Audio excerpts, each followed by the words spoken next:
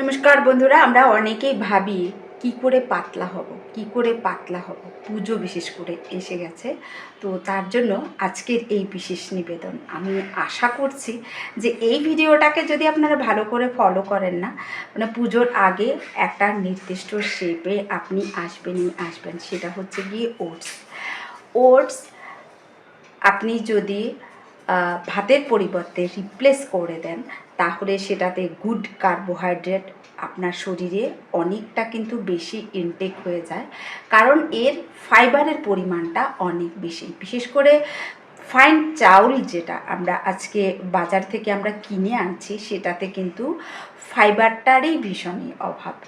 কারণ আগেকার দিনে কি হতো, ঢেকিতে চালগুলোকে ছাটা হতো, তার জন্য তার যে একটা লাল রঙের খোসা ছিল চালের উপরে, সেটা কিন্তু আমরা পেতাম। তার কারণে ওটা ভিটামিন মিনারেলসে ভর্তি ছিল, বিশেষ করে বি কমপ্লেক্সের B12 প্রচুর পরিমাণে কিন্তু ছিল। কিন্তু আজকের দিনে আমরা চাউলের কাছে সেটা কিন্তু আশা করতে পারি না। তারপরে আটার মধ্যে এই লাল ব্যাপারটা থাকলেও, আঁশযুক্ত ব্যাপারটা থাকলেও ময়দার মধ্যে কিন্তু সেটা থাকে না, কারণ গমের থেকে লাল অংশটাকে ছেটে বাদ দিয়ে সেটাকে কিন্তু ময়দা বানানো হচ্ছে। তো সেক্ষেত্রে একেবারে গুড অপশান, সহজে এটাকে রান্না করা যায়, যেই কোনো জায়গাতে ক্যারি করা যায়, শুধুমাত্র একটু গরম জলে সোক করে দিলেই হলো। তো তার জন্য আমি বলবো যে ভাতের পরিবর্তে আমরা কিন্তু ওটসটাকে রিপ্লেস করতে পারি। দিনে অন্তত একটা মিলকে আমরা যদি এই ওটস দিয়ে রিপ্লেস করি, সেখান থেকে কিন্তু কমপক্ষে 200 ক্যালোরি আমরা কমাতে পারি। মানে সকালের টিফিনটাতে যদি আমি এইটুকুনো বাটিতে 1 বাটি ওটস খাই, সঙ্গে একটা কলা খাই, কলার মধ্যে কিন্তু ক্যালসিয়াম রয়েছে, পটাশিয়াম রয়েছে, ম্যাগনেসিয়াম রয়েছে, সমস্ত রকমের ভিটামিনগুলি কিন্তু এটাতে রয়েছে। তাহলে একটা কলা আর 1 বাটি যদি ওটস একটা আপেল সঙ্গে খাই, এটা কিন্তু আমার একটা মিলকে রিপ্লেস করে দিল। যদিও কলাতে প্রচুর পরিমাণে কিন্তু ক্যালোরি থাকে, তাই কলার পোর্শনটাকে একটুখানি আমরা কম করে নেব, এবং আমরা যে ওটসটা নেব সেটাও কিন্তু ছোট বাটিতে নেব। একসঙ্গে আমরা কি নিতে পারি, 1 বাটি স্যালাড কিন্তু নিতে পারি, গাজর দিয়ে নিতে পারি, সেটা গাজর, শসা, বিট এগুলি দিয়ে মিশ্রিত করে আমরা 1 বাটির সঙ্গে নেব কলা মিশ্রিত, হাফ কলা মিশ্রিত আমরা 1 বাটি ওটস খেতে পারি।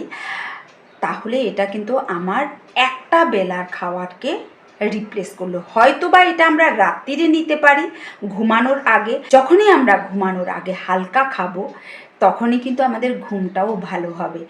মানে আমার সিস্টেম জেগে থাকে, কিন্তু আমি যদি বেশি পরিমাণে খাবার খাই, তখন আমার লিভার এনগেজড থাকে, আমার ব্রেন এনগেজড থাকে ওই খাবারটাকে পরিপাক করার জন্য। তাই রাত্রিবেলা যদি আমরা এই ওটস দিয়ে এই খাবারটাকে রিপ্লেস করি, সঙ্গে একটুখানি স্যালাড, একটা অ্যাপেল সঙ্গে যদি নেই, বা জুসও নিতে পারে, তাহলে কিন্তু একেবারে কি বলবো, মানে তৃপ্তিময় হয়ে যায়, এবং সেটাতে প্রচুর পরিমাণে আমাদের ইমিউনিটি বৃদ্ধি পায়। কারণ যে সমস্ত ভিটামিন মিনারেলগুলি রয়েছে, বিশেষ করে এর সাথে কিন্তু আমি একটা অ্যাপেলের কথাও বললাম। এটা কিন্তু স্বাস্থ্যের ভাষায় বলা হয়, প্রতিদিন যে একটা করে অ্যাপেল খায়, তার হার্ট হেলথের জন্য তাকে আর চিন্তা করতে হয় না। তো আশা করছি আপনারা একটা মিল এভাবে, মানে ওটস, স্যালাড, একটা আপেল, 1 গ্লাস জুস দিয়ে রিপ্লেস করবেন। দেখবেন আপনার ওয়েটটা একেবারে ঝরঝর করে তর করে কমে যাচ্ছে। পুজোর আগে অবশ্যই আপনারা 5-6 কেজি ওয়েট কমাতে পারবেন, যদি আপনি সারাদিনে ফাস্টফুডগুলিকে বর্জন করে দেন, চিনি বর্জন করে দেন। তাছাড়া 20 মিনিটের মতো লাইট এক্সারসাইজ, বা 20 মিনিট যদি একটু স্পিডে হাঁটাহাঁটি করেন, তাহলে তো আপনার মেটাবলিজম ভীষণভাবে বৃদ্ধি পাবে।